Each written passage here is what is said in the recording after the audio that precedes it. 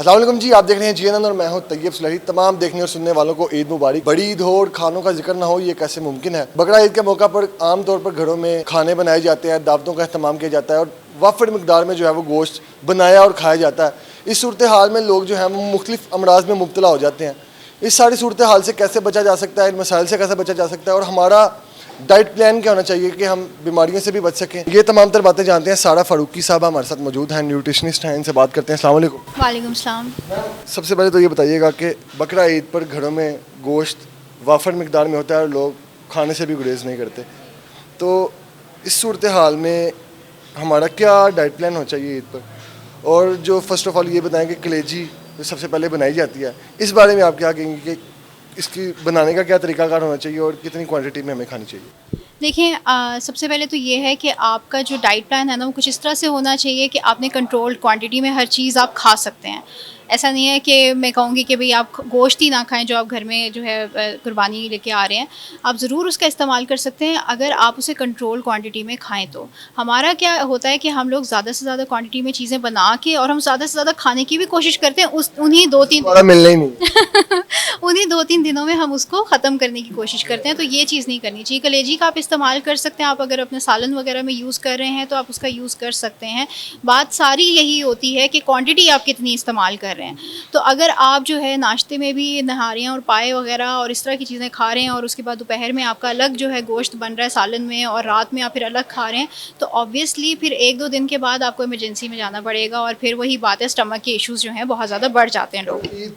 जो है वो इस दफ़ा है भी गर्मियों में, शदीद गर्मी है आपको पता है, तो हीट स्ट्रोक भी है और इस सूरत हाल में ज़्यादा मकदार में गोश्त खाने से बीमारियाँ बढ़ सकती हैं। और स्पेशली जो ऑलरेडी हार्ट के पेशेंट्स हैं, शुगर पेशेंट्स हैं, उनको क्या एहतियात करनी चाहिए? देखिए, अभी जिस तरह की कंडीशंस हैं या जिस तरह का भी आपको देख रहे हैं कि धूप बहुत ज़्यादा है, गर्मी बहुत ज़्यादा है, उस सूरत में तो और भी ज़्यादा चांसेस हैं कि जो आप गोश्त लेके आ रहे हैं उसमें बैक्टीरियल कंटामिनेशन हो सकती है और वो उसकी वजह से फूड पॉइजनिंग के चांसेस बहुत ज़्यादा हैं। स्टमक इश्यूज़ तो हैं ही हैं, साथ में आप ये देखें कि बहुत ज़्यादा ज़रूरी है कि जिनको हार्ट का मसला है या जो बीमार हैं वो तो बहुत ही ज़्यादा कंट्रोल करें। आपकी इम्यूनिटी, आपके इम्यून सिस्टम ऑलरेडी बहुत कॉम्प्रोमाइज्ड है, उसको मज़ीद ना करें। उसमें ये है कि आप कंट्रोल अमाउंट में इसको खा सकते हैं, उसमें ग्रिल करके या स्टीम। होनी चाहिए तकरीबन? देखिए, 2 से 3 बोटी अगर आप खाना चाहते हैं, अपने लंच में खाना चाह रहे हैं या डिनर में आप खा सकते हैं। साथ में दूसरी चीज़ें भी कॉम्प्लीमेंट करें। हमारे यहाँ ये होता है हम कॉम्प्लीमेंट नहीं करते, हम एक ही चीज़ को, एक चीज़ के लिए एक प्लेट होती है, दूसरी चीज़ के लिए दूसरी प्लेट होती है। हाँ, तो आप एक ही प्लेट में सारा कुछ अगर आप मैनेज कर सकते हैं तो वो सबसे बेहतरीन तरीका है और ऐसा ही होना चाहिए।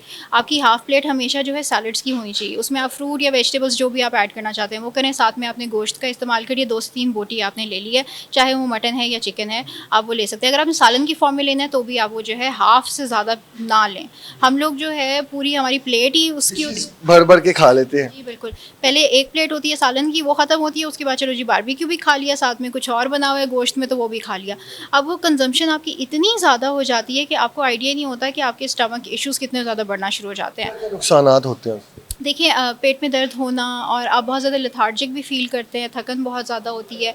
फिर कई दफ़ा लोगों को जो है ब्लोटिंग बहुत ज़्यादा हो जाती है, गैस बनना शुरू हो जाती है और भी बहुत सारे इश्यूज़ हैं। तो बहुत ही छोटे-छोटे इश्यूज़ हैं जिनकी वजह से होता है। फूड पॉइज़निंग के चांसेस बहुत ज़्यादा बढ़ जाते हैं। कलेजी के बारे में मुझे बताइएगा, ईद के पहले दिन जो कलेजी बनती है घरों में, इस बारे में थोड़ा सा बताएं कि इसकी क्वांटिटी क्या होनी चाहिए और बनाने का क्या तरीकाकार होना चाहिए कि ग़िज़ाइयत भी उसमें रहे और नुकसानदेह भी ना हो? देखिए, अगर आप उसे सालन की फॉर्म में बनाना चाहते हैं तो आप बना सकते हैं। अगर आप उससे जो है ग्रिल करके बनाना चाहते हैं या किसी और तरीके से तो आप खा सकते हैं। बात वही आती है कि क्वांटिटी थोड़ी सी बस कंट्रोल करें, बाकी इसमें लेने में कोई हर्ज नहीं है। और ख़ास तौर पे अगर तो आप सिर्फ ईद के दिनों में ही ले रहे हैं, ऐसा ना हो ना कि कई लोग होते हैं जो डेली बेसिस पे इस्तेमाल कर रहे होते हैं, हर रोज़ उनके घर में मटन या बीफ या इस तरह की कोई चीज़ बन रही होती है, उसके बहुत ज़्यादा नुकसान आते हैं। अगर आप कोई हफ्ते में 1 या 2 दफ़ा ले रहे हैं तो उसमें परेशानी नहीं है, लेकिन उसमें भी बात वही है कि आप ज़्यादा क्वांटिटी में ना खाएं, कम क्वांटिटी में खाएं। कोलेस्ट्रोल बढ़ जाता है, यूरिक एसिड के मरीज़ हैं, वो उनका भी दिल करता है खाने को, तो वो बेचारे क्या करें? देखिए, दोनों सूरतों में, चाहे अगर आपको प्रॉब्लम है या नहीं है, दोनों सूरतों में आप जो भी गोश्त लेके आ रहे हैं उसकी चर्बी अलग कर दें। चर्बी अलग करके फिर आप उसको जो है इस्तेमाल कर सकते हैं। फिर चाहे ग्रिल करके यूज़ करें या स्टीम करके या जिस भी फॉर्म में यूज़ करें, बस उसको फ्राई ना करें। फ्राई जब आप कर रहे हैं ना तो उसमें ऑटोमेटिकली ऑयल की कंजम्पशन ज़्यादा हो रही है और ऑयल की कंजम्पशन जब ज़्यादा होगी, पहले जो स्टमक बेचारा नहीं बर्दाश्त कर पा रहा वो और ज़्यादा उसके लिए डिफ़िकल्ट हो जाएगा और फिर वेट भी उतनी जल्दी इंक्रीज़ हो जाता है। वेट बहुत जल्दी आपका इंक्रीज़ हो जाता है। तो जो वेट लूज़ करना चाह रहे हैं लोग, उनके लिए क्या सजेशन है कि वो किस तरह इसको कंट्रोल करें, और खाने का भी उनका दिल होता है कि गोश्त है, ईद है तो खाएं।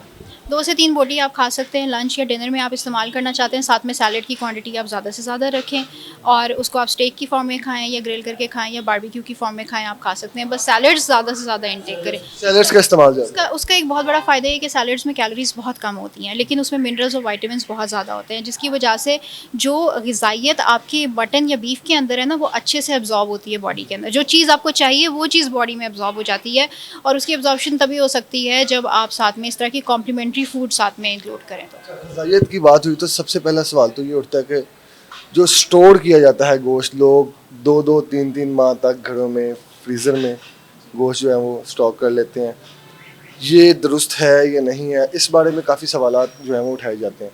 आप मुझे बताएं कि 2-2, 3-3 माह जो वो गोश्त स्टोर किया जाता है वो फ्रेशनेस नहीं रहती, तो ग़िज़ाइयत में फ़र्क आता है उससे? देखिए, जो डिपेंड करता है आपने स्टोर किस तरह से किया है। पहले तो आप साफ़ करके उसको रखें। अगर आप फ्रिज में रख रहे हैं तो सिर्फ 5-6 दिन तक रखें, उससे ज़्यादा ना रखें। अगर आप उसे फ्रीज़ कर रहे हैं तो फिर आप कुछ महीने तक रख सकते हैं, लेकिन उसमें भी वही बात आ जाती है, बाद में बैक्टीरियल कंटामिनेशन की चांसेस बढ़ जाते हैं, तो वो गोश्त फिर वैसा नहीं रहता जैसा वो इनिशियल तौर पे होता है। सफाई का क्या, उसमें जो कुर्बानी के फौरी बाद गोश्त स्टोर कर लीजिए उसके बजाय उसमें साफ़ करके उसे बेहतर है, या कुछ लोग वैसे ही स्टोर कर लेते हैं तो उससे ब्लड वगैरह भी चूँकि गोश्त में होता है, तो इस हवाले से हो सकता है कि किस तरह से स्टोर किया जा सकता है? सबसे पहले तो उसको साफ़ करके अच्छे तरीके से उसके बाद ही उसे स्टोर करें। जब आप उसको साफ़ नहीं कर रहे हैं ना, तो उसमें जो भी आपके देखें हाथों से, आपके यूटेंसिल से, हर चीज़ से जो उसमें बैक्टीरिया चला गया है या उसमें पहले से था, वो ग्रो करना शुरू कर देगा।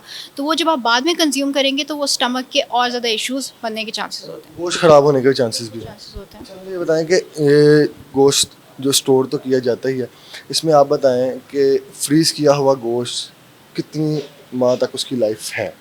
देखिए, लाइफ तो आप जितने अरसे तक भी रखें तो उसकी है, लेकिन शुरू जितना अर्ली आप उसे इस्तेमाल कर लें उतना अच्छा है। 3 से 4 महीने के अंदर मैक्सिमम आपका गोश्त इस्तेमाल हो जाना चाहिए, इतना ज़्यादा स्टोर करके ना रखें। जो बीमारियों में लोग मुब्तला हो जाते हैं, बीमारियों से कैसे बचा जा सकता है? देखिए, बीमारियों से आप इस तरह बच सकते हैं कि आप जो भी चीज़ें ले रहे हैं, एक तो आपने कंट्रोल क्वांटिटी में तो उसको खाना ही है, लेकिन साथ में आप कुछ चीज़ें ऐसी ऐड कर सकते हैं जो कि आपके स्टमक को बेहतर कर सकती हैं या आपको उस बीमारी से बचा सकती हैं।